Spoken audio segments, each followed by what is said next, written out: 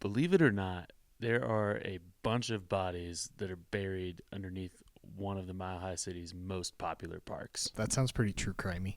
What's going on? So it's Cheeseman Park, one of the most popular parks in Denver today. People visit it with their animals, they're running there. It's known for its wide variety of tree species. A lot of wildlife comes through there, a lot of birds. But originally, a lot of the land that made up Cheeseman Park was actually a cemetery. From 1858 to 1890, the land was used for that purpose. Eventually, in 1890, a Colorado senator was successful in his push to turn this cemetery into park space. So the people who had friends, loved ones buried in this cemetery, they were given some time to remove these bodies. But obviously, that can be pretty expensive, and a lot of these people might not have loved ones that are close by and able to do this. So a lot of bodies end up getting left behind. With about 5,000 bodies still there by the time they wanted to make this conversion into park space, the city hired a guy named E.P. McGovern to essentially go in with a team to go in and remove these bodies for $1.90 per body, about $65 a body today.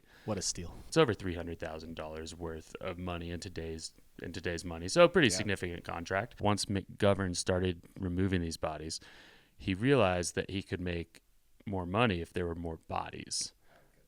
Yeah. So instead of just, taking one body out and putting it in one casket and transporting it from that location, he started to split the bodies up into multiple caskets. Eventually, this was discovered, and his contract was pulled, right? But then the city had another problem to solve. All these bodies are still in the park, and now the person they hired to do that is no longer doing so. Instead of hiring somebody else, the city decided to just leave the bodies there. CNN reports that there's about 2,000 bodies that were left behind in this park.